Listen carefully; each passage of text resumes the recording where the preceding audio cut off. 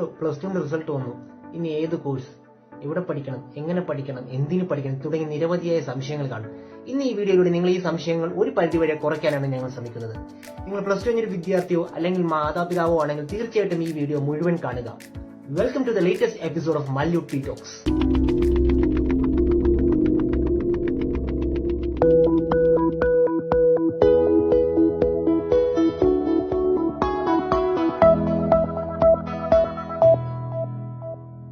%90 കുട്ടികളും ഇപ്പോൾ ചെറുപ്പം മുതലേ കേൾക്കുന്നത് രണ്ട് കാര്യങ്ങളാണ്. ഒന്നുകിൽ നീ ഒരു ഡോക്ടർ ആവണം, ഇല്ലെങ്കിൽ നീ ഒരു എഞ്ചിനീയർ ആകണം.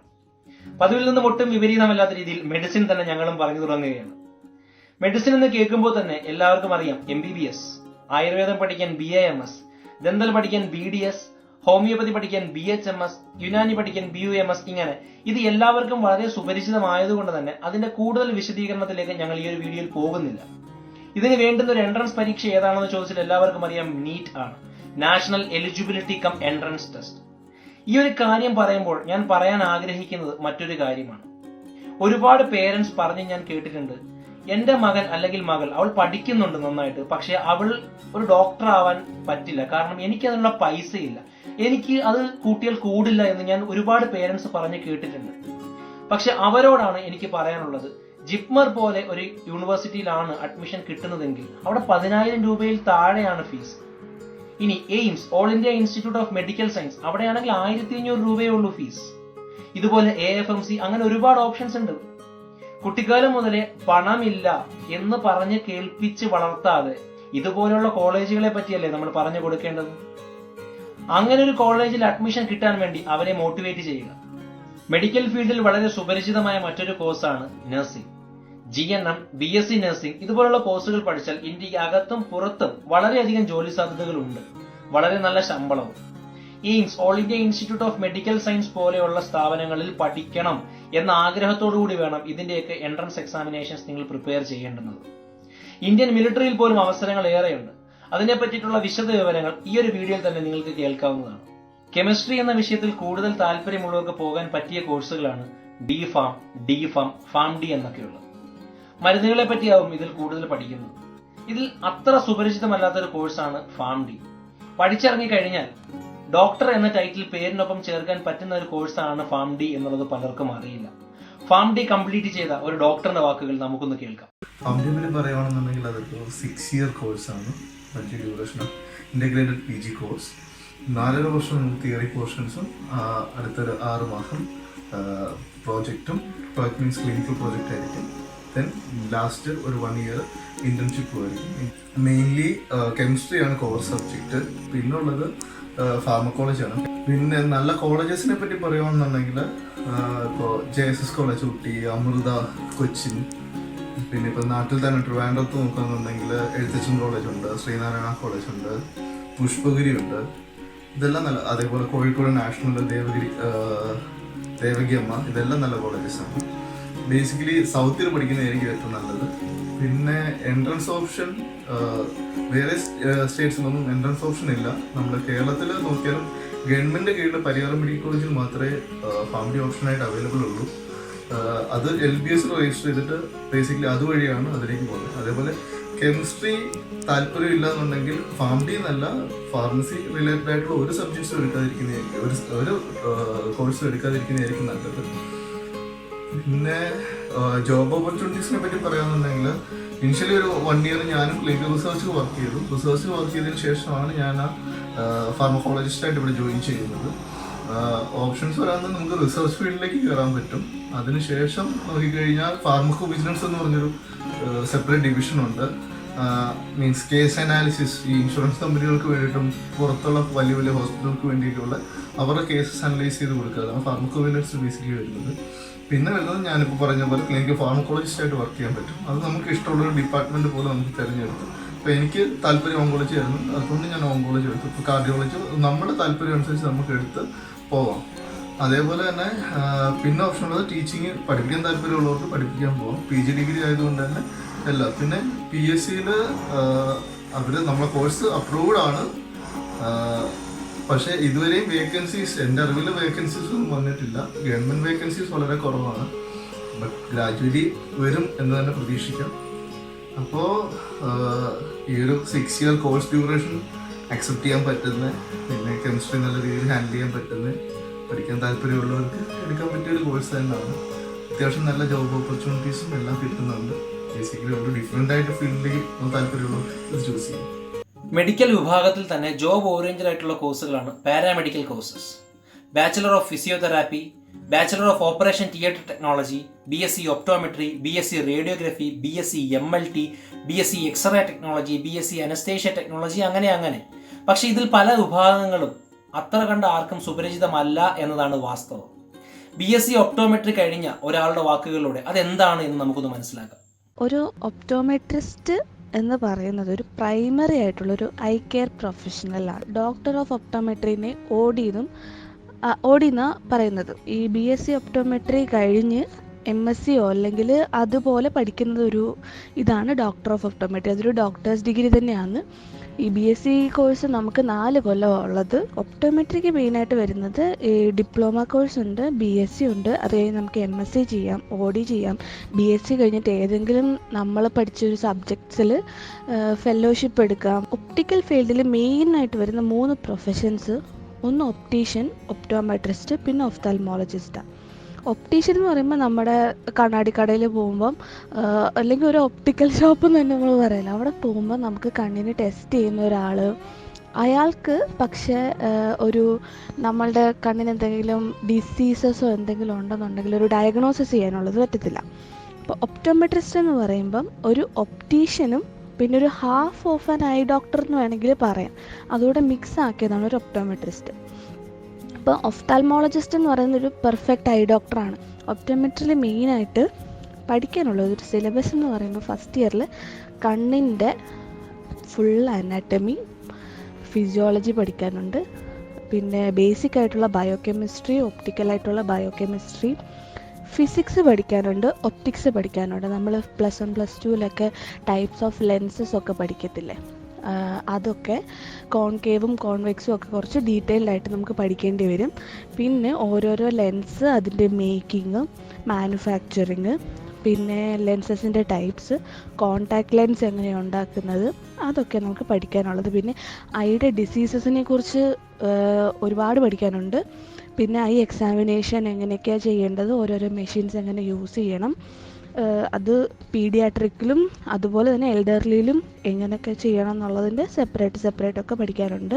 ഒരു BSc ഒപ്റ്റോമെട്രി പഠിച്ച് ഇറങ്ങിക്കഴിഞ്ഞാൽ നമുക്ക് ഹോസ്പിറ്റൽസിൽ വർക്ക് ചെയ്യാം, ഒപ്റ്റിക്കൽസിൽ വർക്ക് ചെയ്യാം, അല്ലെങ്കിൽ ഐ റിലേറ്റഡ് ആയിട്ടുള്ള ഒരു ഒപ്റ്റോമെട്രിസ്റ്റിനെ മിക്കയിടത്തും ഹയർ ചെയ്യുന്നുണ്ട്. ഇല്ലെന്നുണ്ടെങ്കിൽ ഈ ഐ കെയർ പ്രോഡക്ട്സ് ഒക്കെ മാനുഫാക്ചർ ചെയ്യുന്നവർക്കൊക്കെ പ്രൊഫഷണൽ എക്സ്പേർട്സിന് വേണ്ടി വരും. നാട്ടിൽ കുറേ കോളേജസ് ഉണ്ട്. അൽസലാമ ഉണ്ട്, ലിറ്റിൽ ഫ്ലവർ ഉണ്ട്, അൽഷിഫ ഉണ്ട് മലപ്പുറത്ത്, പിന്നെ കൊച്ചിയിൽ മെഡിക്കൽ ട്രസ്റ്റിലും അമൃതയിലും ഉണ്ട്, അഹല്യ, ജൂബിലി മിഷൻ, അവിടെയൊക്കെ ഉണ്ട് ഒപ്റ്റോമെട്രിയുടെ കോഴ്സ് മെയിനായിട്ട്. പിന്നെ തമിഴ്നാടും കർണാടകയും ബേസ്ഡ് പോവുകയാണെന്നുണ്ടെങ്കിൽ രാജീവ് ഗാന്ധിയുടെ കീഴിൽ വരുന്നു, അല്ലെങ്കിൽ ശങ്കരനേത്രാലയം എന്നൊക്കെ പറഞ്ഞിട്ട് നല്ല കോളേജ് ഉണ്ട് ചെന്നൈയിലാറ്റോ. ഇനി നമുക്ക് ബാച്ചലർ ഓഫ് വെറ്റിനറി സയൻസ് അല്ലെങ്കിൽ bachelor of veterinary science and animal husbandry എന്ന കോഴ്സിലേക്ക് നോക്കാം. ഈ കോഴ്സ് കംപ്ലീറ്റ് ചെയ്യുന്നവർക്ക് ഗവൺമെന്റ്, പ്രൈവറ്റ് ഏരിയാസിൽ വെറ്റിനറി ഡോക്ടറായിട്ട് വർക്ക് ചെയ്യാവുന്നതാണ്. അതുകൂടാതെ തന്നെ മിൽമ തുടങ്ങിയ ക്ഷീരസംഘങ്ങളിലും ജോലി സാധ്യതകൾ നിരവധിയാണ്. ഇന്നത്തെ കാലത്ത് പെറ്റ്സിന് വേണ്ടി ഡെഡിക്കേറ്റഡ് ആയിട്ടൊരു ഡോക്ടർ, അത് വളരെ വലിയൊരു ജോലി സാധ്യതയുള്ള ഒരു മേഖല തന്നെയാണ്. ബാച്ചലർ ഓഫ് വെറ്റിനറി സയൻസ് പഠിപ്പിക്കുന്ന മെയിൻ കോളേജസ് ഏതൊക്കെയെന്ന് നോക്കാം. College of veterinary science Thrissur, അതോടൊപ്പം തന്നെ വയനാട്, തിരുപ്പതി, അതുകൂടാതെ തന്നെ Bombay veterinary college Mumbai, Pondicherry Rajiv Gandhi college, ഇതൊക്കെ തന്നെയാണ്. വെറ്റിനറി സയൻസ് പോലുള്ള വേറൊരു കോഴ്സാണ് ബാച്ചലർ ഓഫ് ഫിഷറീസ് എന്ന് പറയുന്നത്. മത്സ്യപരിപാലനം, മത്സ്യ സംസ്കരണം, അതിന്റെ മറ്റു പഠനങ്ങൾ, അതോടൊപ്പം തന്നെ ഫിഷിംഗ് വെസൽസിനെ പറ്റിയുള്ള പഠനം, ഇതെല്ലാം തന്നെ ഈ ഒരു കോഴ്സിൽ വരികയാണ്. നമ്മുടെ കേരളത്തിലാണെങ്കിൽ കൊച്ചിയിലുള്ള കുഫോസ്, ആ ഒരു യൂണിവേഴ്സിറ്റിയിൽ നമുക്ക് BFSc കിട്ടും. അതോടൊപ്പം തന്നെ സിഫ്നെറ്റ് എന്ന് പറഞ്ഞ കൊച്ചിയിലുള്ള ഇൻസ്റ്റിറ്റ്യൂട്ട് ഉണ്ട്, അവിടെ നമുക്ക് BFSc നോട്ടിക്കൽ സയൻസ് പഠിക്കാം. കേരളത്തിന് പുറത്താണെങ്കിൽ IIT ഖരഗ്പൂർ, അതോടൊപ്പം തന്നെ ഉസ്മാനിയ യൂണിവേഴ്സിറ്റി ഹൈദരാബാദ് തുടങ്ങിയ കോളേജുകളിലും നമുക്ക് ഈ കോഴ്സ് ലഭ്യമാണ്. ഇനി കാർഷിക മേഖലയിലേക്ക് നോക്കുകയാണെങ്കിൽ മെയിൻ കോഴ്സുകൾ എന്ന് പറയുന്നത് BSc അഗ്രികൾച്ചറൽ, അതോടൊപ്പം തന്നെ BSc ഫോറസ്ട്രി, പിന്നെ BTech food science and technology. BTech food science and technology എന്ന് പറഞ്ഞ ഒരു എഞ്ചിനീയറിംഗ് കോഴ്സാണ്. അത് പറഞ്ഞാൽ ഭക്ഷ്യ സംസ്കരണവുമായിട്ട് ബന്ധപ്പെട്ടൊരു കോഴ്സാണ്. ഇനി BSc അഗ്രികൾച്ചർ എന്താണെന്ന് ഒരു PG വിദ്യാർത്ഥിനിയുടെ വാക്കുകളിൽ നിന്ന് നമുക്ക് കേൾക്കാം. എൻ്റെ പേര് നമിത കൃഷ്ണ. ഞാൻ കോളേജ് ഓഫ് അഗ്രികൾച്ചർ വെള്ളായണിയിൽ PG ചെയ്യുന്ന വിദ്യാർത്ഥിനിയാണ്. അപ്പോൾ ഈ അഗ്രികൾച്ചർ കോഴ്സിനെ കുറിച്ച് പറയുകയാണെങ്കിൽ ഇത് ഒരു പ്രൊഫഷണൽ കോഴ്സാണ്. മാത്രമല്ല കുറച്ചേറെ പ്രാക്ടിക്കൽ സെക്ഷൻ കൂടുതലുള്ളൊരു കോഴ്സാണ്. അപ്പോൾ തികച്ചും നമ്മുടെ ഒരു ഇൻട്രസ്റ്റ് ബേസ് ആണെങ്കിൽ ഈ ഒരു കോഴ്സിൽ വന്നു കഴിഞ്ഞാൽ എന്തായാലും നിങ്ങൾ ശോഭിക്കും. പിന്നീട് പറയുകയാണെങ്കിൽ ഈ ഒരു കോഴ്സിൽ നിങ്ങൾ +2 കഴിഞ്ഞിട്ട് ഈ ഒരു കോഴ്സിലേക്ക് അഡ്മിഷൻ എടുക്കാൻ വേണ്ടി നിങ്ങൾ വെയിറ്റ് ചെയ്യുകയാണെങ്കിൽ നിങ്ങൾക്ക് 3 ഓപ്ഷൻസ് ഉണ്ട്. ആദ്യത്തെ ഓപ്ഷൻ എന്താണെന്ന് പറഞ്ഞാൽ കേരള എൻട്രൻസ് എഴുതി നല്ല ഒരു റാങ്ക് നിങ്ങൾ കരസ്ഥമാക്കുകയാണെങ്കിൽ കേരള അഗ്രികൾച്ചർ യൂണിവേഴ്സിറ്റിയുടെ കീഴിൽ തന്നെ പല കോളേജസ് ഉണ്ട്. College of agriculture Vellayani, college of agriculture Padanakkad, college of agriculture Ambalavayal, college of agriculture engineering Tavanur, college of horticulture Vellayanikkara. അപ്പം ഈ ഏതെങ്കിലും ഒരു കോളേജിൽ നിങ്ങളുടെ റാങ്കിൻ്റെ ബേസിൽ നിങ്ങൾക്ക് അഡ്മിഷൻ കിട്ടാം. പിന്നീട് രണ്ടാമത്തെ ഒരു ഓപ്ഷൻ എന്താണെന്ന് വെച്ച് കഴിഞ്ഞാൽ നിങ്ങൾക്ക് ഓൾ ഇന്ത്യ എക്സാമിനേഷൻ അത് നടത്തുന്ന ICAR ആണ്, Indian council of agriculture research. അപ്പോൾ അവരുടെ ഒരു അതോറിറ്റിയാണ് ഈ ഒരു എക്സാമിനേഷൻ നടത്തുന്നത്. ഇതിലും അതുപോലെ തന്നെ നിങ്ങൾക്ക് നല്ലൊരു റാങ്ക് ഉണ്ടെങ്കിൽ നിങ്ങൾക്ക് ഇന്ത്യയിലെ തന്നെ ടോപ്പ് 64 യൂണിവേഴ്സിറ്റീസിൽ ഏതെങ്കിലും ഒന്നിൽ നിങ്ങൾക്ക് അഡ്മിഷൻ നേടാൻ പറ്റുന്നതേ ഉള്ളൂ. അപ്പം കുറച്ചേറെ കോമ്പറ്റീറ്റീവ് ആയിട്ടുള്ളൊരു എക്സാമിനേഷനാണ്, പ്രത്യേകിച്ച് ഓൾ ഇന്ത്യ ലെവൽ വരുമ്പം. പക്ഷേയെങ്കിലും നിങ്ങൾക്ക് നല്ല ഒരു മന്ത്ലി നിങ്ങൾക്ക് നല്ലൊരു സ്റ്റൈഫൻഡ് നിങ്ങൾക്ക് കിട്ടും സ്കോളർഷിപ്പായിട്ട്. അപ്പം ആ ഒരു തുക നിങ്ങൾക്ക് യൂസ് ചെയ്യാൻ പറ്റുന്നതാണ് നിങ്ങളുടെ പഠന സമയത്തൊക്കെ.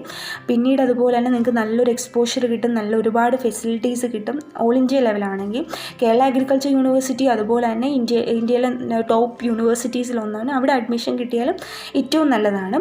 പിന്നെ ഒരു തേർഡ് ഓപ്ഷൻ, ഈ തേർഡ് ഓപ്ഷനെ കുറിച്ച് പറയുമ്പം ഫസ്റ്റ് ഓപ്ഷനും സെക്കൻഡ് ഓപ്ഷനും നിങ്ങൾ ഫെയിൽ ആവുകയാണെങ്കിൽ മാത്രം നിങ്ങൾ തേർഡ് ഓപ്ഷനെ കുറിച്ച് ചിന്തിച്ചാൽ മതി. അതായത് ഒരു പ്രൈവറ്റ് കോളേജ് അല്ലെങ്കിൽ പ്രൈവറ്റ് തലത്തിൽ നിങ്ങൾ അഡ്മിഷൻ നേടുന്നത്. അതെന്താണെന്ന് വെച്ച് കഴിഞ്ഞാൽ നിങ്ങൾ ശ്രദ്ധിക്കേണ്ടത്, ചില കോളേജുകളിൽ ICAR എക്സാമിനേഷൻ എഴുതി അത് ക്വാളിഫൈ ആയാലേ നമുക്കവിടെ അഡ്മിഷൻ കിട്ടുള്ളൂ. ചില കോളേജസ് അതിൻ്റെ ആവശ്യമില്ല. പക്ഷേ ഫീസ് തലത്തിൽ വരുമ്പോൾ കുറച്ച് കോസ്റ്റ്ലിയാണ് ഈ ഒരു കോഴ്സ്. പ്രൈവറ്റ് കോളേജിൽ നിങ്ങൾ അഡ്മിഷൻ എടുത്തു കഴിഞ്ഞാൽ നിങ്ങൾ ഏറ്റവും പ്രധാനപ്പെട്ട് നിങ്ങൾ ശ്രദ്ധിക്കേണ്ട ഒരു കാര്യം എന്താണെന്ന് വെച്ച് കഴിഞ്ഞാൽ അവിടുത്തെ സർട്ടിഫിക്കറ്റ്. അപ്പം നിർബന്ധമായും സർട്ടിഫിക്കറ്റ് ICAR അഫിലിയേറ്റഡ് ആണോ എന്ന് ശ്രദ്ധിക്കണം. അവർ കൊടുക്കുന്ന ആ കോളേജ് അല്ലെങ്കിൽ ആ യൂണിവേഴ്സിറ്റി കൊടുക്കുന്ന സർട്ടിഫിക്കറ്റ് ICAR അഫിലിയേറ്റഡ് ആണോ എന്ന് ശ്രദ്ധിക്കണം.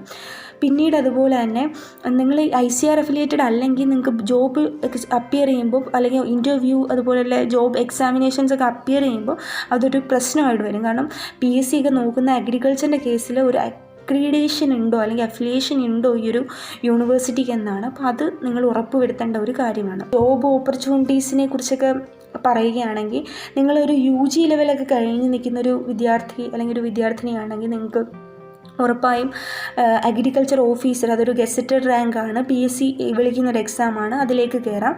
പിന്നെ അതുപോലെ തന്നെ ബാങ്കിൽ സ്പെഷ്യലൈസ്ഡ് ഓഫീസറായിട്ട് ഇപ്പോൾ ഒരുപാട് പോസ്റ്റുകൾ എല്ലാ ബാങ്കിലും സ്പെഷ്യലൈസ്ഡ് ഓഫീസറായിട്ട് അഗ്രികൾച്ചറിനുമുണ്ട്.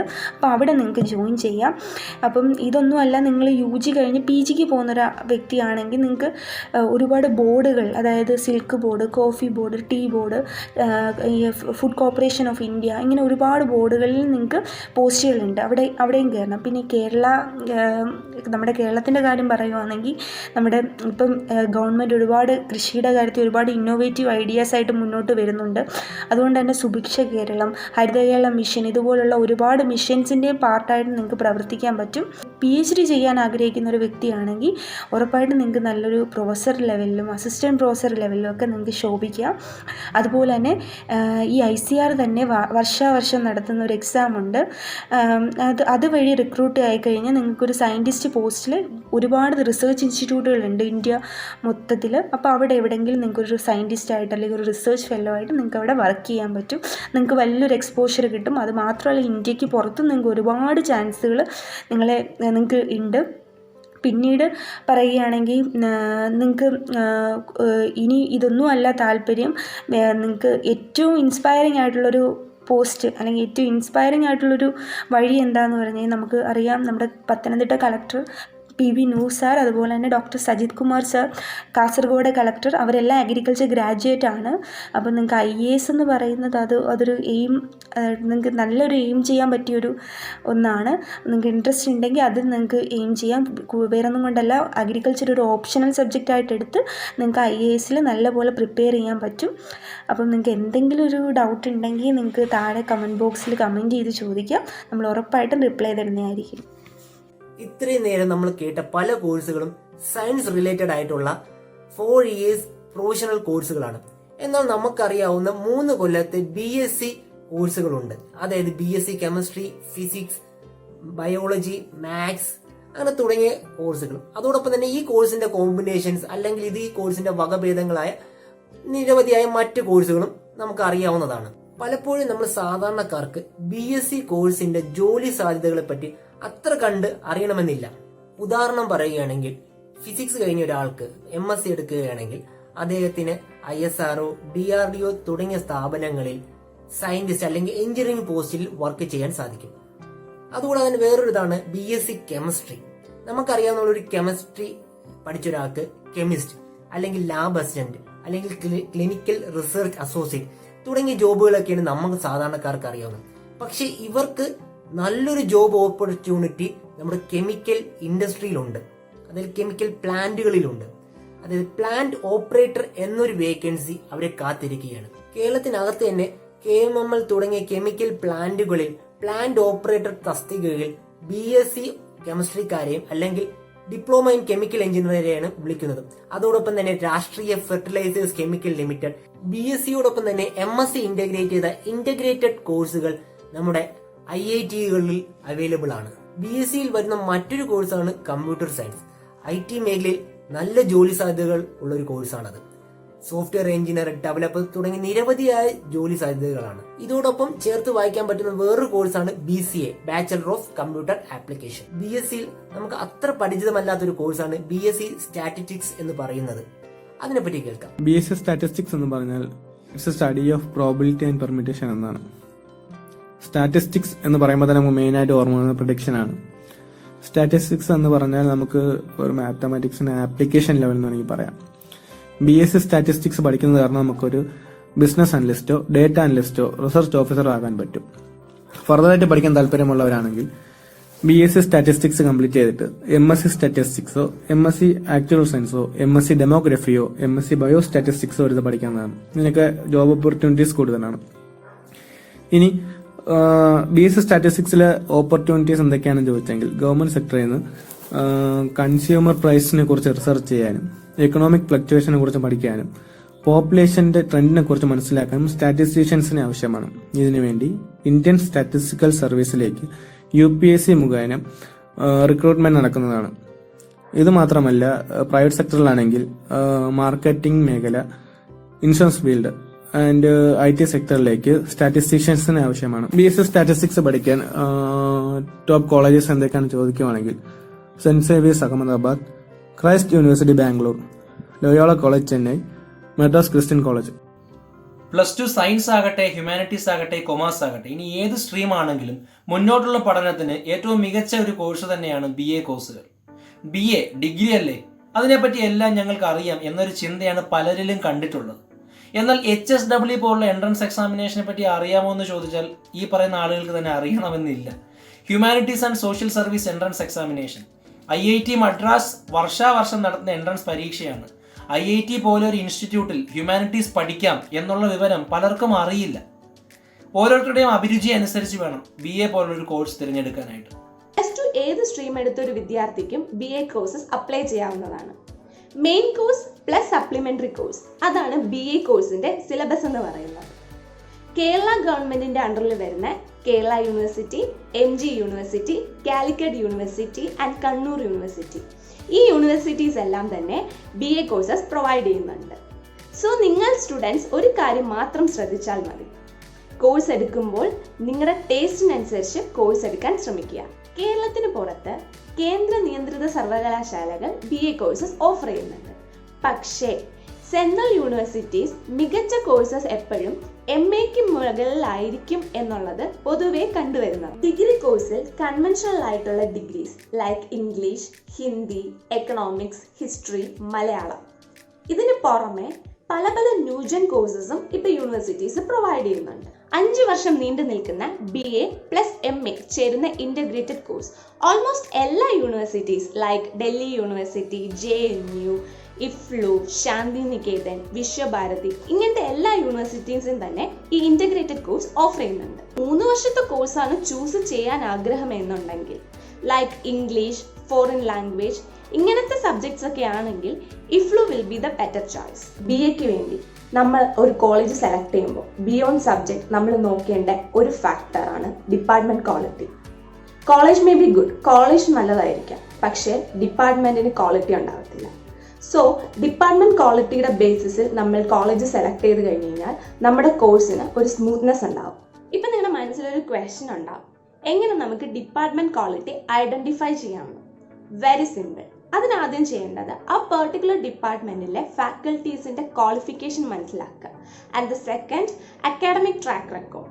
ഈ 2 ഫാക്ടേഴ്സ് വെച്ചിട്ട് നല്ലതെന്ന് തോന്നുന്ന ഒരു കോഴ്സ് അത് ചെയ്യുക. നല്ലതെന്ന് തോന്നി നിങ്ങൾ സെലക്ട് ചെയ്യുമ്പോഴത്തേക്കും നിങ്ങളുടെ കോഴ്സിന്റെ സക്സസ്ഫുൾ ആയിട്ടുള്ള ഒരു ഫസ്റ്റ് സ്റ്റെപ്പ് അവിടെ കഴിഞ്ഞു. BA കഴിഞ്ഞ് നെക്സ്റ്റ് എന്ത് എന്നുള്ളൊരു ക്വസ്റ്റ്യൻ സ്വാഭാവികമായിട്ടും ഉണ്ടാകും. ഡിഗ്രി കഴിഞ്ഞ്, അതായത് BA കഴിഞ്ഞ് MA, PhD, MPhil അങ്ങനെ പോകാം. അതല്ല ജേർണലിസം ആണ് ഇൻട്രസ്റ്റ് എങ്കിൽ, നിങ്ങളുടെ ടേസ്റ്റ് ജേർണലിസത്തിലോട്ടാണ് എന്നുണ്ടെങ്കിൽ ജേർണലിസത്തിലേക്ക് മാറാം. പ്രീമിയർ കോഴ്സ് എന്നറിയപ്പെടുന്ന ലോയിലോട്ട് ഇൻട്രസ്റ്റ് ഉണ്ടെന്നുണ്ടെങ്കിൽ ലോ വഴി. ഇനി നിങ്ങൾക്ക് ഗവൺമെന്റ് എക്സാംസിനോടാണ് താല്പര്യം അല്ലെങ്കിൽ ഗവൺമെന്റ് ജോബ്സിനോടാണ് താല്പര്യം, LDC മുതൽ സിവിൽ സർവീസ് എക്സാം വരെ ക്രാക്ക് ചെയ്യാൻ പറ്റും ഒരു ഡിഗ്രി ഹോൾഡറിന്. ഓരോ പൗരനും ഉറപ്പായും അറിഞ്ഞിരിക്കേണ്ട ഒന്നാണ് ആ നാട്ടിലെ നിയമങ്ങളെ പറ്റി. നന്നായിട്ട് വായനാശീലമുള്ള, നന്നായി സംസാരിക്കാൻ കഴിവുള്ള കുട്ടികൾക്ക് ഏറ്റവും നല്ല കോഴ്സുകളിൽ ഒന്ന് തന്നെയാണ് LLB. ആഫ്റ്റർ +2 ഏത് കോഴ്സ് തിരഞ്ഞെടുക്കണം എന്നുള്ളൊരു ഡൗട്ട് എല്ലാ അനുജന്മാർക്കും അനുജത്തിമാരുടെയും മനസ്സിലുള്ള ഒരു സമയമാണിത്. സോ അപ്പോൾ അവർക്ക് LLB പറ്റുമോ എന്നുള്ളൊരു ക്വസ്റ്റ്യൻ ഉണ്ട്. LLB എടുക്കാൻ പറ്റുമോ? അപ്പോൾ ലോ എടുക്കണമെങ്കിൽ ബേസിക്കായിട്ട് എന്തൊക്കെ കണ്ടീഷൻസാണ് ഞങ്ങൾ ഫുൾഫിൽ ചെയ്യേണ്ടത്, ഞങ്ങൾ എന്തൊക്കെ അറിഞ്ഞിരിക്കണം എന്നൊരു ഡൗട്ട് കോമൺലി ഉണ്ടാവുന്ന ഒരു സമയം തന്നെയാണിത്. നിങ്ങൾ മനസ്സിലാക്കേണ്ട കാര്യം, LLBക്ക് ചേരാനായിട്ട് നിങ്ങൾക്ക് വേണ്ട ആദ്യം നിങ്ങൾക്ക് ഇതിനൊരു അഭിരുചി വേണം, അല്ലേ? ഒരു ടേസ്റ്റ് വേണം, ലോയിനോട് ഒരു ടേസ്റ്റ് വേണം. സോ അതിന് നിങ്ങൾക്ക് ഒരുപാട് നിയമമൊന്നും അറിഞ്ഞിരിക്കേണ്ട കാര്യമില്ല. വായിക്കാൻ താല്പര്യമുണ്ടാവുക, അതുപോലെ തന്നെ അത്യാവശ്യം ആർഗ്യുമെൻറ്റേറ്റീവ് സ്കില്ല്, അതായത് സംസാരിക്കാനുള്ളൊരു കഴിവ്, ഇതൊക്കെ ഉണ്ടെങ്കിൽ നിങ്ങൾക്കുള്ള മിനിമം ക്വാളിഫിക്കേഷനായി കഴിഞ്ഞു. ഈ ടേം LLB എന്ന് പറയുന്നത് തന്നെ ഒരു അല്പം കോംപ്ലിക്കേറ്റഡ് ആണ്, വിച്ച് മീൻസ് ലീഗം ബക്കലാരിയസ്. LLB ആണ്, ലാറ്റിൻ ടേം ആണ് ലീഗൻ ബക്കലാരിയസ് LLB എന്ന് പറയുന്നത്. സോ പലരും തമാശയ്ക്കാണെങ്കിലും ചോദിക്കാറുണ്ട്, എന്ത് ഈ വക്കീലന്മാർക്ക് 2 L കൂടുതലാണല്ലോ, ലീഗം ബക്കലാരിയസ് 1 Lൻ്റെ ആവശ്യമല്ലേ ഉള്ളൂ, എന്തേ 2 L എന്ന് ചോദിക്കും. അപ്പോൾ അതിനുള്ള കാരണം ഇതാണ്, ഈ ലോ അല്ലെങ്കിൽ ലീഗം എന്ന് പറയുന്ന വാക്ക്, ലാറ്റിനിലുള്ള ഈ ലീഗം എന്ന് പറയുന്ന വാക്ക് പ്ലൂറൽ വാക്കാണ്. അതുകൊണ്ട് തന്നെ ഈ പ്ലൂറലിനെ ഡിനോട്ട് ചെയ്യാനായിട്ട് ലാറ്റിനിൽ അവർ ഒരു ആൽഫബറ്റും കൂടി അതിൻ്റെ ഒപ്പമുള്ള ഒരു ആൽഫബറ്റ് കൂടി ഉപയോഗിക്കുന്നു. അതിന് ഉദാഹരണമാണ് പേജസ്. പേജസിലും അവർ ഡിനോട്ട് ചെയ്യുന്നത് PP എന്നാണ്. സോ LLBയിൽ ഈ ലീഗം എന്ന് പറയുന്ന വാക്കും പ്ലൂറൽ ആയതുകൊണ്ടാണ് 2 L യൂസ് ചെയ്യുന്നത്. +2 കഴിഞ്ഞതിന് ശേഷം ഉള്ളത് 5 ഇയർ കോഴ്സാണ്. 5 ഇയർ LLB ഉണ്ട്. അതല്ലെങ്കിൽ തന്നെ ഒരു ഡിഗ്രി ഹോൾഡറാണ് നിങ്ങളെങ്കിൽ നിങ്ങൾക്ക് 3 ഇയർ LLBയിൽ ജോയിൻ ചെയ്യാനായിട്ട് സാധിക്കും. അപ്പോൾ ഈ 5 ഇയർ LLBയുടെ മെച്ചം എന്ന് പറഞ്ഞാൽ, നിങ്ങളുടെ ഒരു എയിം എന്ന് പറയുന്നത് ലോ എടുക്കണം, ലോ ഡിഗ്രി വേണം എന്നുണ്ടെങ്കിൽ +2വിന് ശേഷം നിങ്ങൾ മറ്റൊരു ഡിഗ്രിക്ക് പോകുന്നതിലും ഉചിതം ഈ 5 ഇയർ കോഴ്സിന് ചേരുന്നതാണ്. കാരണം 5 വർഷം കൊണ്ട് നിങ്ങൾക്ക് ഒരു ഡിഗ്രിയും പ്ലസ് LLB കൂടിയാണ് കിട്ടുന്നത്. അതൊരു ഇൻറ്റഗ്രേറ്റഡ് പാക്കേജ് ആയിട്ടാണ് ഇപ്പോൾ യൂണിവേഴ്സിറ്റീസ് പ്രൊവൈഡ് ചെയ്യുന്നത്. അല്ല, നിങ്ങൾ 3 വർഷം ഏതെങ്കിലും ഒരു ഡിഗ്രി പഠിച്ചതിന് ശേഷമാണ് LLBക്ക് ജോയിൻ ചെയ്യുന്നതെങ്കിൽ LLB അന്നേരം 3 വർഷം കൂടി നിങ്ങൾ പഠിക്കേണ്ടതായിട്ട് വരും. അപ്പോൾ ഡിഗ്രി എടുക്കാൻ നിങ്ങൾക്ക് 3 വർഷം ചിലവായി, അതോടൊപ്പം തന്നെ ഈ 3 ഇയർ കോഴ്സിന് 3 വർഷം ചിലവാകുമ്പോൾ നിങ്ങൾക്ക് ഒരു 6 വർഷം വേണ്ടി വരികയാണ്. അതേസമയം ഇവിടെ ഇൻറ്റഗ്രേറ്റഡ് കോഴ്സ് ആകുമ്പോൾ 5 വർഷം മതി. അപ്പോൾ 1 വർഷം നിങ്ങൾക്ക് സേവ് ചെയ്യാം.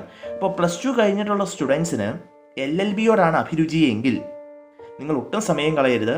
നിങ്ങളാണെങ്കിൽ നേരെ ഏതെങ്കിലും ഇൻറ്റഗ്രേറ്റഡ് കോഴ്സ് സെലക്ട് ചെയ്യുക. ഈ ഇൻറ്റഗ്രേറ്റഡ് കോഴ്സ് സെലക്ട് ചെയ്യുമ്പോൾ തന്നെ നമുക്കിപ്പോൾ ഒരുപാട് ഓപ്പർച്യൂണിറ്റീസ് അവൈലബിൾ ആയിട്ടുണ്ട്. BA LLB, BCom LLB, BBA LLB, അങ്ങനെ ഒരുപാട് സ്ട്രീംസ് ഇപ്പോൾ അവർ പ്രൊവൈഡ് ചെയ്യുന്നുണ്ട്. അപ്പം നമുക്ക് ഏതിനോടാണ് താല്പര്യം എന്നുള്ളത് ഫൈൻഡ് ഔട്ട് ചെയ്യുക. ഇപ്പോൾ BA ലിറ്ററേച്ചർ പ്ലസ് LLB ഉണ്ട്, BA കൊടുക്കുന്നുണ്ട്. അപ്പോൾ അങ്ങനെയാണ് അഭിരുചി എങ്കിൽ അങ്ങനെ. അതല്ല നിങ്ങൾക്ക് ബാങ്ക് സെക്ടറിൽ BCom, നിങ്ങൾക്ക് അക്കൗണ്ടൻസി കാര്യങ്ങളൊക്കെ അത്യാവശ്യം അറിയാമെന്നുള്ള ഒരു സ്റ്റുഡൻ്റ് ആണെങ്കിൽ നിങ്ങൾ BCom LLB സെലക്ട് ചെയ്യുക. അതല്ല ഇനി BBA ബിസിനസ് അഡ്മിനിസ്ട്രേഷനോട് നിങ്ങൾക്ക് താല്പര്യമുണ്ടോ, ഒരു അഭിരുചി ഉണ്ടെങ്കിൽ നിങ്ങൾ BBA LLB സെലക്ട് ചെയ്യുക.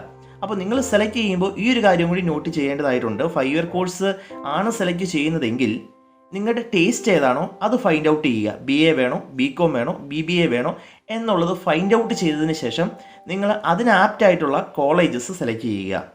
അതേസമയം 3 ഇയർ സ്റ്റുഡൻസ് ആണെങ്കിൽ 3 ഇയർ LLB ആണ് ഓപ്റ്റ് ചെയ്യുന്നതെങ്കിൽ നിങ്ങൾ ഓൾറെഡി ഒരു ഡിഗ്രി എടുത്ത് കഴിഞ്ഞേക്കുവാണ്. അപ്പോൾ നിങ്ങൾ നിങ്ങൾ LLB എടുക്കുമ്പോൾ നിങ്ങൾ ചെയ്യേണ്ട ഒരു കാര്യം എന്ന് വെച്ചാൽ ഏത് കോളേജസിലാണോ ഇത് അവൈലബിൾ ആയിട്ടുള്ളത് അവിടെ ജസ്റ്റ് ഒരു ആപ്ലിക്കേഷൻ ഫില്ല് ചെയ്യുക എന്നുള്ളത് മാത്രമേ ഉള്ളൂ. നിങ്ങൾക്ക് വേറെ ഇങ്ങനെ ഒരു സെലക്ഷൻ്റെ ആവശ്യം വരുന്നില്ല.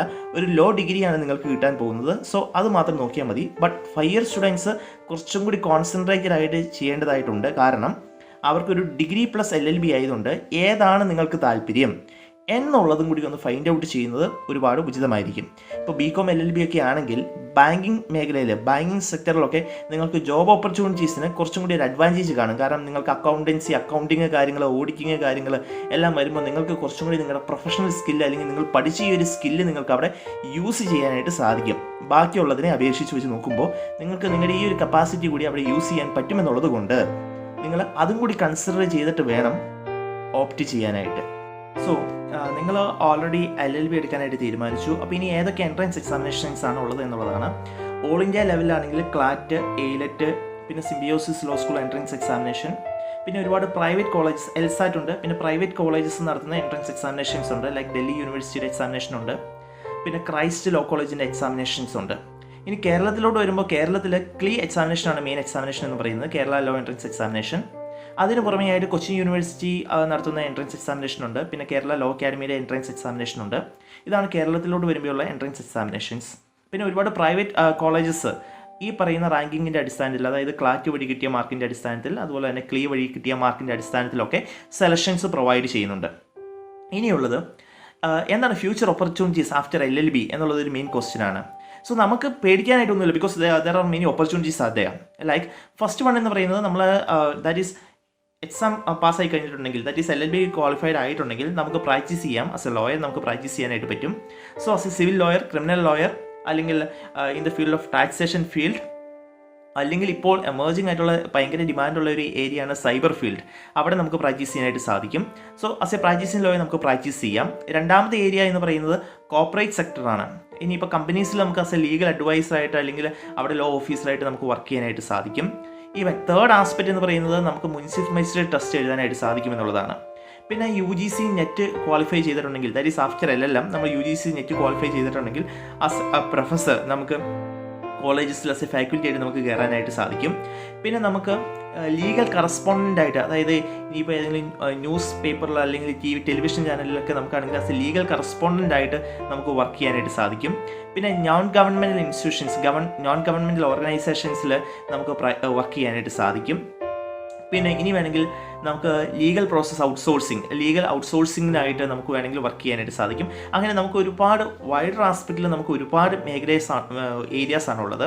ഇനി കോമ്പറ്റീറ്റീവ് എക്സാംസ് വഴിയാണെങ്കിൽ നമുക്ക് ലോ ഓഫീസറായിട്ട് ബാങ്കിൽ കയറാനായിട്ട് സാധിക്കും, അല്ലെങ്കിൽ മൾട്ടിനാഷണൽ കമ്പനീസ് കയറാനായിട്ട് സാധിക്കും.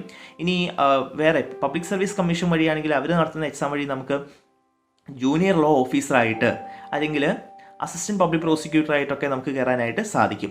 നിങ്ങൾ പിന്നെ ഏറ്റവും കൂടുതൽ ശ്രദ്ധിക്കേണ്ട ഒരു കാര്യം, അഡ്വക്കസി എന്ന് പറയുന്ന ഫീൽഡ് ഒരിക്കലും ഒരു മണി മേക്കിംഗ് ഒക്യുപ്പേഷൻ അല്ല, but it's A branch of administration of justice. ഇത് അമേരിക്കൻ ബാർ അസോസിയേഷൻ പറഞ്ഞൊരു കാര്യമാണ്.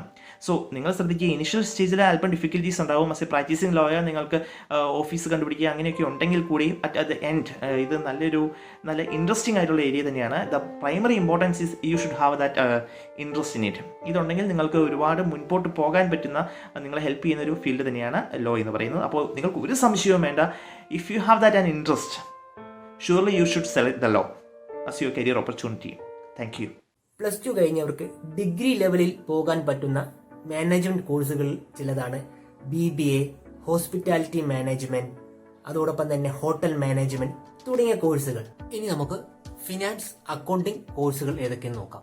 ഹായ്, ഞാൻ ഇന്ന് അക്കൗണ്ടിംഗ് മേഖലയിൽ അല്ലെങ്കിൽ ഫിനാൻസ് മേഖലയിലെ കുറച്ച് പ്രൊഫഷണൽ കോഴ്സുകളെ കുറിച്ച് ഇൻട്രൊഡ്യൂസ് ചെയ്യാൻ വേണ്ടിയിട്ടാണ് നിങ്ങളുടെ മുമ്പിൽ എത്തിയിരിക്കുന്നത്. അപ്പോൾ നിങ്ങൾക്ക് അറിയാവുന്ന പോലെ തന്നെ CA, CMA, CS പിന്നെ BComന്റെ കുറച്ച് വകഭേദങ്ങളായിട്ടുള്ള കോഴ്സുകൾ. അപ്പോൾ ആദ്യം നമുക്ക് CA വെച്ച് തുടങ്ങാം. CA എന്താണെന്ന് പറഞ്ഞാൽ ചാർട്ടേഡ് അക്കൗണ്ടന്റ്, ICA എന്ന് പറഞ്ഞാൽ institute of chartered accountants of India എന്ന പാർലമെന്റിന്റെ കീഴിലുള്ള ഒരു സ്റ്റാറ്റ്യൂട്ടറി ബോഡിയാണ് CA കോഴ്സ് കണ്ടക്ട് ചെയ്യുന്നത്. അപ്പോൾ CAക്ക് +2 കഴിഞ്ഞ് പോകുന്നവർക്ക് 3 സ്റ്റെപ്സ് ആണുള്ളത്. 1 ഫൗണ്ടേഷൻ, 2 ഇന്റർമീഡിയറ്റ്, 3 ഫൈനൽ. അപ്പോൾ ഫൗണ്ടേഷൻ കോഴ്സിൽ മെയിൻ ആയിട്ട് 4 പേപ്പറാണുള്ളത്. അതിന് ഇൻസ്റ്റിറ്റ്യൂട്ടിന് ഒരു ഫീസ് അടയ്ക്കാം. അതായത് ICA എന്ന് പറയുന്ന ഇൻസ്റ്റിറ്റ്യൂട്ട് ചാർട്ടേഡ് അക്കൗണ്ട്സ് ഓഫ് ഇന്ത്യക്ക് ഒരു ഫീസ് അടയ്ക്കേണ്ടതായിട്ടുണ്ട്. ഏകദേശം 8,500 10,000 റേഞ്ചിൽ നിൽക്കുന്ന ഒരു ഫീസ് അടയ്ക്കേണ്ടതായിട്ടുണ്ട്. ആ ഫീസ് അടച്ചാൽ ഇൻസ്റ്റിറ്റ്യൂട്ടിന്റെ തന്നെ ചാപ്റ്ററുകളുണ്ട്. ചാപ്റ്ററുകൾ എന്ന് പറഞ്ഞാൽ ഏകദേശം എല്ലാ ജില്ലകളിലും ഇൻസ്റ്റിറ്റ്യൂട്ടിന്റെ ബ്രാഞ്ച് ഓഫീസുകളുണ്ട്. ബ്രാഞ്ച് ഓഫീസുകളിൽ ഈ 8,500 രൂപ മാത്രം അടച്ചുകൊണ്ട് പഠിക്കാൻ പറ്റും. ഇതിന്റെ സ്റ്റഡി മെറ്റീരിയൽ എല്ലാം നമുക്ക് ഇതിനകത്താണ് ഇൻക്ലൂഡ് ചെയ്തത്.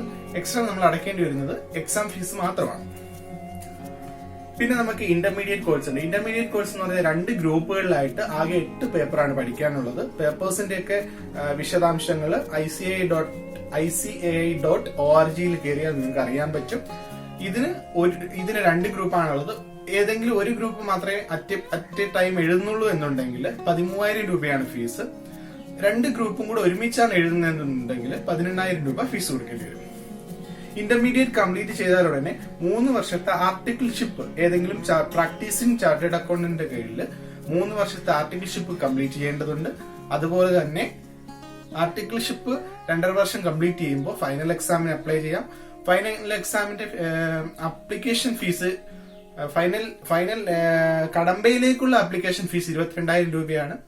ഇതിനൊക്കെ പുറമെ ഫൗണ്ടേഷനും ഇന്റർമീഡിയറ്റിനും ഫൈനലിനും എക്സാമിനേഷൻ ഫീസ് വേറെ വരും. അത് എക്സാമിന്റെ ടൈമിൽ എല്ലാ വർഷവും 2 തവണയാണ്. മെയ്, ജൂൺ, നവംബർ, ഡിസംബർ ഈ കാലയളവിൽ 2 തവണയാണ് ഫൗണ്ടേഷന്റെയും ഇന്റർമീഡിയറ്റിന്റെയും ഫൈനലിന്റെ എക്സാംസ് കണ്ടക്ട് ചെയ്യുന്നത്. പിന്നെ ബാക്കിയുള്ള ഡീറ്റെയിൽസ് ഒക്കെ ബ്രാഞ്ച് ഓഫീസുമായി ബന്ധപ്പെട്ടാൽ നമുക്ക് അറിയാൻ കഴിയുന്നതാണ്. ഇതിന്റെ എല്ലാം ഫൗണ്ടേഷന്റെ ഇന്റർമീഡിയറ്റിന്റെയും ഫൈനലിന്റെയും കോഴ്സുകൾ, അതിന്റെ ക്ലാസ്സുകളും ഈ അടയ്ക്കുന്ന ആപ്ലിക്കേഷൻ ഫീസിന്റെ മാത്രമായിട്ട് ആപ്ലിക്കേഷൻ ഫീസ് മാത്രം അടച്ചുകൊണ്ട് നമുക്ക് പഠിക്കാൻ പറ്റും. കാരണം അധികം സാമ്പത്തിക ശേഷി ഇല്ലാത്ത കുട്ടികളൊക്കെ ആണെങ്കിൽ ഇത്രയും ഫീസ് അടച്ചുകൊണ്ട് ബ്രാഞ്ച് ഓഫീസുകൾ, ICAയുടെ ബ്രാഞ്ച് ഓഫീസുകളെ ചാപ്റ്റേഴ്സ് എന്നാണ് പറയുന്നത്, ചാപ്റ്റേഴ്സിൽ പൈസ അടച്ചതുകൊണ്ട് നമുക്ക് പഠിക്കാൻ പറ്റും. അല്ല കുറച്ചുകൂടെ ക്ലാസ്സിൽ ഫുൾ ടൈം ഉള്ള ക്ലാസ് ഒക്കെ വേണമെന്നുണ്ടെങ്കിൽ ലക്ഷ്യ അല്ലെങ്കിൽ III അല്ലെങ്കിൽ IIT പോലുള്ള ഇൻസ്റ്റിറ്റ്യൂഷൻസിനെ ആശ്രയിച്ചും പഠിക്കാം. പക്ഷെ ICAക്ക് അടയ്ക്കേണ്ടി വരുന്ന ഫീസിന് പുറമെ ഇൻസ്റ്റിറ്റ്യൂഷന്റെ ഫീസ് വേറെ അടയ്ക്കേണ്ടി വരും. രണ്ടാമത്തെ കോഴ്സ് നമ്മൾ നോക്കുന്നത് CMA ആണ്. CMAക്കും ഇതുപോലെ തന്നെ 3 സ്റ്റെപ്സ് ആണുള്ളത്. ഫൗണ്ടേഷൻ അല്ലെങ്കിൽ CAT. അത് പുറമെ പിന്നെ വരുന്നത് നമ്മുടെ ഇന്റർമീഡിയറ്റ്, പിന്നെ ഫൈനൽ. സെയിം പ്രൊസീജിയർ തന്നെയാണ്. പക്ഷെ CMAയുടെ കണ്ടക്ട് ചെയ്യുന്ന institute of cost accountants of India ആണ്. അതും ഒരു സ്റ്റാറ്റ്യൂട്ടറി ബോഡിയാണ് പാർലമെന്റിന്റെ കീഴിലുള്ളത്. അപ്പോൾ അതിന്റെ ഡീറ്റെയിൽസ് ICAI.in കയറിയാൽ നമുക്ക് കാണാൻ പറ്റും. ഫീസ് വിവരങ്ങൾ ഏകദേശം CA ഫീസുമായിട്ട് അടുത്ത് നിൽക്കും. ഒന്നുകിൽ ഫൗണ്ടേഷൻ കോഴ്സ് അല്ലെങ്കിൽ CAT കോഴ്സ്. അതാണ് എൻട്രി, +2 കഴിഞ്ഞ കുട്ടികൾക്കുള്ള എൻട്രി ലെവൽ ടെസ്റ്റ്. അപ്പം CAT കോഴ്സ് പാസ്സാവുകയാണെങ്കിൽ എക്സ്ട്രാ സർട്ടിഫിക്കറ്റ് കൂടെ ICAI പ്രൊവൈഡ് ചെയ്യും. അതായത് സർട്ടിഫിക്കറ്റ് ഇൻ അക്കൗണ്ടിംഗ് ടെക്നീഷ്യൻ. അതൊരു സർട്ടിഫിക്കറ്റ് ഇൻ അക്കൗണ്ടിംഗ് പ്രാക്ടീസിനുള്ള ഒരു അക്കൗണ്ടിംഗ് പാക്കേജ് കോഴ്സ് ആണ്. കുറച്ച് പ്രൊഫഷണൽ ലെവൽ അക്കൗണ്ടന്റന്മാർ ഒക്കെ യൂസ് ചെയ്യുന്ന കോഴ്സാണ്. അപ്പോ ഇതുമായി ബന്ധപ്പെട്ട എല്ലാ വിവരങ്ങളും ചാപ്റ്റേഴ്സിൽ ക്ലാസ് അവൈലബിൾ ആണ്. ഇതിനും ചാപ്റ്ററുകൾ, അതായത് ICAIയുടെ ചാപ്റ്ററുകളുണ്ട്. അതായത് institute of cost accountants of ഇന്ത്യയുടെ ചാപ്റ്ററുകളിൽ ക്ലാസ് അവൈലബിൾ ആണ്. അല്ല അത് പോരാ എന്ന് തോന്നുന്നവർക്ക് വേറെ ഫീസ് കൊടുത്ത് ലക്ഷ്യയോ IIIയോ വിശ്വാസോ അങ്ങനെയുള്ള ഇൻസ്റ്റിറ്റ്യൂഷൻസ് ക്ലാസ്സിന് വേണ്ടി സമീപിക്കാവുന്നതാണ്. പിന്നെയുള്ള കോഴ്സ് എന്ന് പറഞ്ഞാൽ CS എന്ന് പറഞ്ഞാൽ കമ്പനി സെക്രട്ടറി. ഇത് കുറച്ച് ബേസിക്കലി ലോയുമായിട്ട് റിലേറ്റ് ചെയ്ത് നിൽക്കും. അക്കൗണ്ട്സിൽ നിന്നും കുറച്ച് അധികമായിട്ട് കമ്പനി ലോയും കുറച്ച് ഇൻഡസ്ട്രിയൽ ലോയ്സും ഒക്കെ ആയിട്ട് റിലേറ്റ് ചെയ്ത് നിൽക്കും.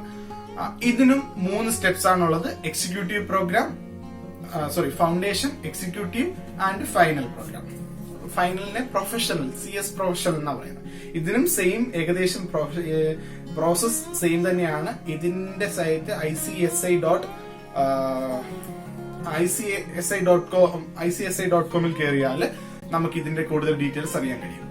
പിന്നെ ഉള്ളതെന്ന് പറഞ്ഞാൽ BCom ആണ്. BComൽ കോർപ്പറേഷൻ കുറച്ചുകൂടെ ബെറ്റർ ആണ് ഇന്നത്തെ കാലത്ത്. കാരണം കോർപ്പറേറ്റീവ് സഹകരണ സംഘങ്ങളിലും അല്ലെങ്കിൽ സഹകരണ സംഘവുമായി സഹകരണ ഡിപ്പാർട്ട്മെന്റുകളിലേക്ക് എക്സാമിന് BCom കോർപ്പറേഷൻ അല്ലെങ്കിൽ BSc കോർപ്പറേഷൻ അല്ലെങ്കിൽ JDC അങ്ങനെയുള്ള കാര്യങ്ങളാണ് ചോദിക്കുക. അപ്പൊ BCom കോർപ്പറേഷൻ കുറച്ച് ചാൻസ് കൂടുതലാണ്. അപ്പൊ BCom കോർപ്പറേഷൻ നല്ലൊരു ഓപ്ഷൻ ആണ്.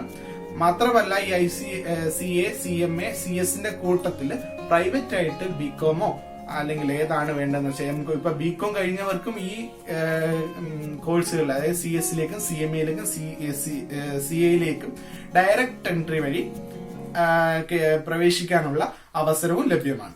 ഇനി നമുക്കെല്ലാം സുപരിചിതമായ മറ്റൊരു കോഴ്സാണ് എഞ്ചിനീയറിംഗ് അല്ലെങ്കിൽ BTech എന്ന് പറയുന്നത്. മെക്കാനിക്കൽ, ഇലക്ട്രിക്കൽ, സിവിൽ ഈ 3 കോഴ്സുകളാണ് കോർ സ്ട്രീം എന്ന് പറയുന്നത്. അതോടൊപ്പം തന്നെ ഇലക്ട്രോണിക്സും കമ്പ്യൂട്ടർ സയൻസും ഉണ്ട്. ഈ ഗ്രൂപ്പുകളുടെ ഒരു വകഭേദം അല്ലെങ്കിൽ ഇതിന്റെ ഒരു കോമ്പിനേഷൻസ് ആണ് ബാക്കിയുള്ള എഞ്ചിനീയറിംഗ് ശാഖകൾ. Instrumentation engineering, chemical engineering, petro chemical, aeronautical, അങ്ങനെ നിരവധിയായ BTech കോഴ്സുകൾ അവൈലബിൾ ആണ്. BTech പഠിക്കാൻ പ്രിഫേർഡ് കോളേജസ് എന്ന് പറയുന്നത് IITs ആണ് ആദ്യം വരുന്നത്. പിന്നെ നമ്മുടെ NITs വരുന്നുണ്ട്. അതോടൊപ്പം തന്നെ ബിറ്റ്സ്, പിലാനി തുടങ്ങിയ പ്രീമിയം കോളേജസും ഉണ്ട്. ഈ പറഞ്ഞ കോളേജുകൾ അല്ലാതെ നിരവധിയായ എഞ്ചിനീയറിംഗ് കോളേജുകളുണ്ട്. അതിൽ ഏറ്റവും ബെസ്റ്റ് നോക്കി ആണ് നമ്മൾ സെലക്ട് ചെയ്യേണ്ടത്. നമ്മളിൽ പലർക്കും അറിഞ്ഞൂടാത്ത ഒരു കോളേജാണ് IRMI എന്ന് പറയുന്ന ഇന്ത്യൻ റെയിൽവേയുടെ മെക്കാനിക്കൽ ആൻഡ് ഇലക്ട്രിക്കൽ എഞ്ചിനീയേഴ്സിന് വേണ്ടിയുള്ള ഒരു കോളേജ്. അവിടെ നമുക്ക് പഠനം തികച്ചും സൗജന്യമാണ്. പോരാത്തതിന് പ്രതിമാസം 10,000 രൂപ സ്റ്റൈഫൻഡും നമുക്ക് ലഭിക്കും. ഈ കോളേജിൽ നിന്ന് പഠിച്ചിറങ്ങിയാൽ നമുക്ക് ഇന്ത്യൻ റെയിൽവേയിൽ എഞ്ചിനീയറായിട്ട് ജോലി ലഭിക്കുകയാണ്. അതേപോലെയുള്ള മറ്റൊരു കോളേജാണ് നമ്മുടെ കേരളത്തിൽ ട്രിവാൻഡ്രത്തുള്ള IIST, Indian institute of space and technology എന്ന് പറയുന്ന ISROയുടെ കോളേജ്. ടെക്നിക്കൽ ആയിട്ടുള്ള ഡിഗ്രി കോഴ്സാണ് BTech എങ്കിൽ നോൺ ഡിഗ്രി കോഴ്സുകളും നമുക്ക് അവൈലബിൾ ആണ്. അതായത് ഡിപ്ലോമ ആയിട്ടുള്ള ITI, പോളിടെക്നിക്കൽ കോഴ്സുകളും. ഇതിനും വളരെയധികം ജോലി സാധ്യതയുള്ള ഒരു കോഴ്സ് തന്നെയാണ്.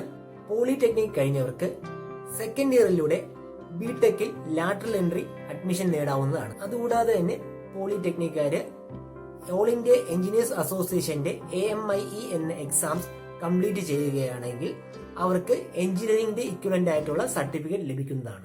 +2 കഴിഞ്ഞ് നിൽക്കുന്ന ഒരു കുട്ടിക്ക് ഇന്ത്യൻ നേവിയിലോ ഇന്ത്യൻ ആർമിയിലോ ഇന്ത്യൻ എയർഫോഴ്സിലോ എന്തൊക്കെയാണ് അവസരങ്ങൾ എന്നുള്ളത് ഒരുപാട് പേർ ചോദിച്ചിട്ടുള്ള ഒരു ചോദ്യമാണ്. വളരെ വിശദമായി തന്നെ അതിന്റെ ഉത്തരം നമുക്കൊന്ന് കേട്ടു നോക്കാം. +2 കഴിഞ്ഞ കുട്ടികൾക്കായിട്ട് ഇന്ത്യൻ ഡിഫൻസിലേക്ക് ഒരുപാട് അവസരങ്ങളാണ് കാത്തിരിക്കുന്നത്. നമ്മൾ സാധാരണയുള്ള റിക്രൂട്ട്മെന്റ് റാലി കൂടാണ്ട് തന്നെ ഇന്ത്യൻ ആർമിയിലേക്കും ഇന്ത്യൻ എയർഫോഴ്സിലേക്കും ഇന്ത്യൻ നേവിയിലേക്കും ഒരുപാട് അവസരങ്ങളാണ് കാത്തിരിക്കുന്നത്. നമുക്ക് അതിൽ ആദ്യമേ ഓരോ ഡിപ്പാർട്ട്മെന്റ് നോക്കാം. അതിന് മുന്നോടിയായിട്ട് ഇത് 3നും കൂടി വേണ്ടി എന്ന് വെച്ചാൽ ഇന്ത്യൻ ആർമിയിലേക്കും ഇന്ത്യൻ എയർഫോഴ്സിലേക്കും ഇന്ത്യൻ നേവിയിലേക്കും കൂടി വേണ്ടിയിട്ട് UPSC, union public service commission ഒരു എക്സാം നടത്തുന്നുണ്ട്. ഇതെന്ന് പറയുന്നത് നാഷണൽ ഡിഫൻസ് അക്കാഡമിയിലേക്കും നേവൽ അക്കാഡമിയിലേക്കും വേണ്ടിയുള്ള ഒരു എക്സാമിനേഷനാണ്. ഈ എക്സാമിനേഷൻ എന്ന് പറയുന്നത് 16 വയസ്സും 19 വയസ്സിനും ഇടയിൽ പ്രായമുള്ള എല്ലാ ആൺകുട്ടികൾക്കും വേണ്ടിയാണ് ഈ എക്സാം നടത്തുന്നത്. ഇതിൻ്റെ മാനദണ്ഡം എന്ന് പറയുന്നത് PCM, ഇത് ഫിസിക്സ്, കെമിസ്ട്രി, മാത്സ്, ഇത് 3 വിഷയം പഠിച്ചിരിക്കുകയും വേണം. ഇത് 3 കൂടി ചേർത്ത് 70% അതിൽ കൂടുതലോ മാർക്ക് വേണം. ഇങ്ങനെയുള്ള കുട്ടികൾക്ക് വേണ്ടിയായിരിക്കും ഈ എക്സാം നടത്തുന്നത്. ഒരു വർഷം 2 എക്സാം വെച്ചായിരിക്കും നടത്തുന്നത്. ഈ എക്സാമിന് പാസ്സായി കഴിഞ്ഞാൽ SSBയുടെ ഒരു ഇൻ്റർവ്യൂ ഉണ്ട്.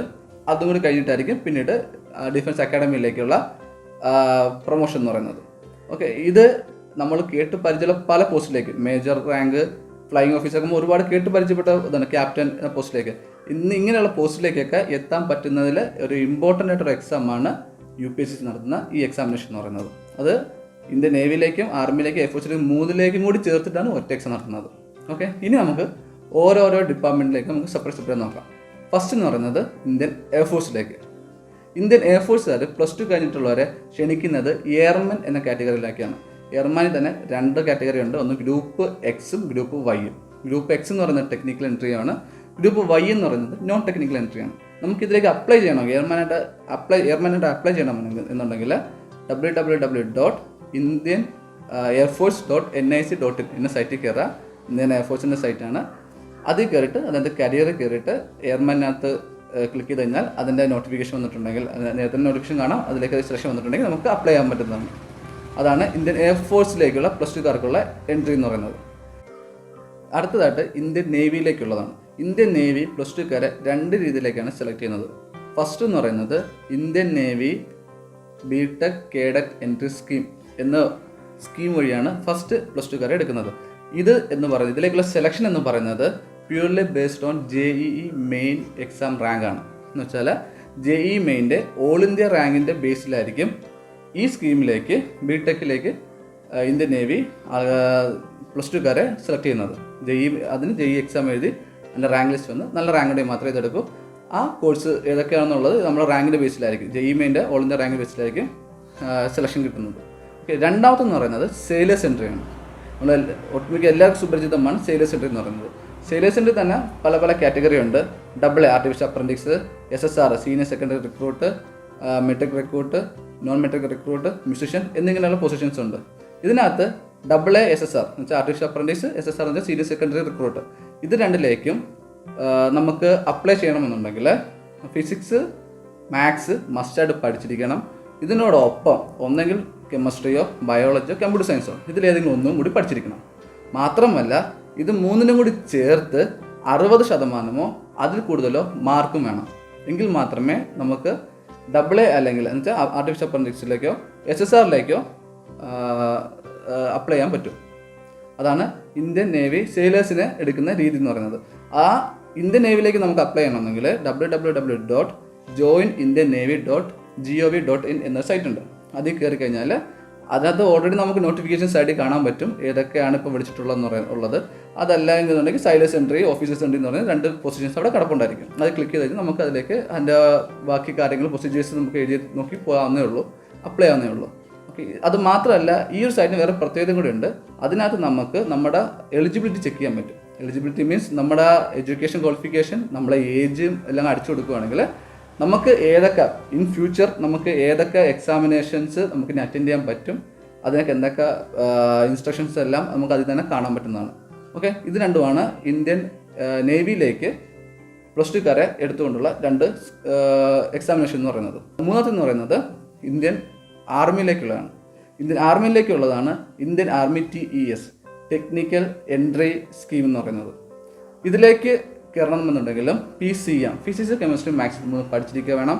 മാത്രവുമല്ല ഫിസിക്സ് കെമിസ്ട്രി മാത്സ് ഇത് മൂന്നും കൂടി ചേർത്ത് 70% അതിൽ കൂടുതലോ മാർക്കും വേണം. എങ്കിൽ മാത്രമേ Indian army TES technical entry സ്കീമിലേക്ക് നമുക്ക് എൻട്രിക്ക് അപേക്ഷിക്കാൻ പറ്റും. ഓക്കെ, ഇനി വേറൊരു സെപ്പറേറ്റ് ഡിപ്പാർട്ട്മെൻ്റ് ആണെന്ന രീതിയിൽ പെൺകുട്ടികൾക്ക് ഇന്ത്യൻ ആർമിയിലേക്കുള്ളൊരു ഓഫറാണ്, ഒരു എൻട്രി വഴിയാണ് MNS മിലിറ്ററി നേഴ്സിംഗ് സർവീസ് എന്ന് പറയുന്നത്. എന്നുവെച്ചാൽ നമുക്കറിയാം MNS എന്ന് പറയുന്നത് മിലിറ്ററി നേഴ്സിംഗിലേക്ക് ഒരു BSc ലെവലിലേക്ക് ഇന്ത്യൻ മിലിറ്ററി തന്നെ ഇന്ത്യൻ ആർമിയിൽ തന്നെ നമുക്ക് പെൺകുട്ടികൾക്ക് വേണ്ടി വർക്ക് ചെയ്യാൻ പറ്റുന്ന ഒരു എക്സാമാണ് MNS എന്ന് പറയുന്നത്. അതിനാദ്യമേ നമുക്കറിയാലോ ഒരു BSc നേഴ്സിംഗിനാവണമെങ്കിൽ പഠിക്കുന്നത് പോലെ ഫിസിക്സ് കെമിസ്ട്രി ബയോളജി പഠിച്ചിരിക്കണം. കൂടാണ്ട് MNS നടത്തുന്ന എക്സാമിനേഷൻ ഉണ്ട്. ആ എക്സാമിനേഷൻ പാസ്സാവുകയും പിന്നീട് ഫിസിക്കൽ മെഡിക്കൽ ടെസ്റ്റ് കഴിഞ്ഞിട്ട് നമുക്ക് മിലിറ്ററി സർവീസിൽ തന്നെയുള്ള ഏതെങ്കിലും ഒരു ആർമി നേഴ്സിംഗ് ഹോസ്പിറ്റലിൽ BSc നേഴ്സിംഗ് പാസ്സാവുകയും അവിടെ തന്നെ കമ്മീഷൻഡ് ഓഫീസറായിട്ട് വർക്ക് ചെയ്യാൻ പറ്റും. ഈ പറഞ്ഞതല്ലാതെ നിരവധി മറ്റനവധി കോഴ്സുകളും നമുക്ക് ചുറ്റുമുണ്ട്. ഉദാഹരണം പറയുകയാണെങ്കിൽ ഫാഷൻ ടെക്നോളജിക്ക് NIFT കോഴ്സുണ്ട്. അതോടൊപ്പം തന്നെ നാഷണൽ ഇൻസ്റ്റിറ്റ്യൂട്ട് ഓഫ് ഡിസൈനിൽ നമുക്ക് ഡിസൈൻ പഠിക്കാം. അതിന് നമ്മൾ എഴുതേണ്ട പരീക്ഷ ഡിസൈൻ ആപ്റ്റിറ്റ്യൂഡ് ടെസ്റ്റ് എന്ന എക്സാമാണ്. അതോടൊപ്പം തന്നെ BArch ആർക്കിടെക്ചർ താല്പര്യമുള്ള കുട്ടികൾക്ക് അങ്ങനെ നിരവധിയായ മറ്റനവധി കോഴ്സുകളും നമുക്ക് ചുറ്റുമുണ്ട്. ഈ വീഡിയോയിൽ ഞങ്ങൾ പറഞ്ഞ കോഴ്സുകളെ പറ്റിയോ അല്ലെങ്കിൽ പറയാത്ത കോഴ്സുകളെ പറ്റിയോ നിങ്ങൾക്ക് എന്തെങ്കിലും സംശയങ്ങളുണ്ടെങ്കിൽ ഞങ്ങളുടെ ഇൻസ്റ്റാഗ്രാം അക്കൗണ്ടിൽ നിങ്ങൾക്ക് മെസ്സേജ് ചെയ്യാവുന്നതാണ്. അതിന്റെ ലിങ്ക് ഞങ്ങളുടെ ഡിസ്ക്രിപ്ഷനിൽ കൊടുത്തിട്ടുണ്ട്. ഒരു കോഴ്സ് തിരഞ്ഞെടുക്കുമ്പോൾ ഏറ്റവും കൂടുതൽ ചിന്തിക്കുന്ന ഒന്നാണ് തൊഴിലവസരങ്ങളെ പറ്റി. അതിനോടൊപ്പം തന്നെ നമ്മൾ ചിന്തിക്കേണ്ടുന്ന മറ്റൊരു കാര്യമാണ് നമ്മുടെ അഭിരുചി എന്താണ് എന്നുള്ളത്. നമ്മുടെ കഴിവിനെ പറ്റി പൂർണ്ണമായിട്ട് മനസ്സിലാക്കി നമ്മുടെ കഴിവിന് ചേരുന്ന കോഴ്സ് ഏതാണെന്നും നമുക്ക് ഏറ്റവും താല്പര്യമുള്ള കോഴ്സ് ഏതാണ് എന്നും മനസ്സിലാക്കിയിട്ട് മാത്രമേ ഒരു കോഴ്സ് നമ്മൾ തിരഞ്ഞെടുക്കാവൂ. ഭാവിയിൽ അയ്യോ ഈ ഒരു കോഴ്സ് അല്ല ഞാൻ ചെയ്യേണ്ടിയിരുന്നത് മറ്റൊരു കോഴ്സാണ് എന്ന് പറയാനൊരിട നമ്മളായിട്ട് വരുത്തരുത്. ടെക്നോളജിക്കൽ ബൂമിന് ശേഷമുള്ള ഈ ഒരു കാലഘട്ടത്തിൽ കുട്ടികൾ ഫേസ് ചെയ്യുന്ന ഏറ്റവും വലിയ പ്രോബ്ലം അവസരങ്ങളില്ലാത്തതോ ചോയ്സ് ഇല്ലാത്തതോ അല്ല, ഇൻഫർമേഷൻ ഓവർലോഡാണ്. ഇന്ന് അവർക്ക് മുന്നിൽ അവസരങ്ങൾ അനേകമാണ്. അവർക്ക് വേണ്ടതിലധികം ചോയ്സുമുണ്ട്. എന്നാൽ അതിലേത് എന്നൊരു ചോദ്യത്തിന്റെ മുന്നിലാണ് അവർ പകച്ചു പോകുന്നത്. ഈ ഒരു സാഹചര്യത്തിലാണ് നല്ലൊരു കരിയർ ഗൈഡൻസിന്റെ ക്ലാസ്, ഒരു മോട്ടിവേഷൻ ക്ലാസ്, അല്ലെങ്കിൽ ഒരു ഇൻഡക്ഷൻ അല്ലെങ്കിൽ ഒരു ഓറിയന്റേഷൻ ക്ലാസിന്റെ പ്രാധാന്യം നമ്മൾ മനസ്സിലാക്കേണ്ടത്. വളരെ അഭിമാനത്തോടു കൂടി തന്നെ പറയട്ടെ, എത്രയോ സ്കൂളുകളിൽ, എത്രയോ കോളേജുകളിൽ എന്നാലാകും വിധം ഒരുപാട് വിദ്യാർത്ഥികൾക്ക് അറിവ് പകർന്നു കൊടുക്കാനുള്ള ഒരു ഭാഗ്യം എനിക്ക് കിട്ടിയിട്ടുണ്ട്. ഇനിയും ഇതുപോലെ തന്നെ ഒരുപാട് എൻ്റെ അനിയത്തിമാർക്കും അനുജന്മാർക്കും പറഞ്ഞു കൊടുക്കണം എന്നൊരു ആഗ്രഹം എനിക്കുണ്ട്. അതുകൊണ്ട് തന്നെ ഏതെങ്കിലും ഒരു വിദ്യാലയത്തിലോ മറ്റേതെങ്കിലും ഒരു സ്ഥാപനത്തിലോ ഇതുപോലെ ഒരു സംഭാഷണം, ഒരു കരിയർ ഗൈഡൻസിന്റെ ക്ലാസ്, ഒരു മോട്ടിവേഷൻ അല്ലെങ്കിൽ ഒരു ഇൻഡക്ഷൻ അല്ലെങ്കിൽ ഒരു ഓറിയന്റേഷൻ ക്ലാസ് വേണം എന്ന് തോന്നുന്നെങ്കിൽ നിങ്ങൾക്ക് തീർച്ചയായിട്ടും എന്നെ കോൺടാക്ട് ചെയ്യാവുന്നതാണ്. അതിനായിട്ട് എൻ്റെ ഫോൺ നമ്പർ നിങ്ങൾക്ക് എഴുതിയെടുക്കാം. Passion makes photo beautiful. Certainly a wild can do it. ഇതിൽ എൻ്റെ നമ്പറുണ്ട്. കൗതുകം ലേശം കൂടുതലാണ്. So thank you and all the best.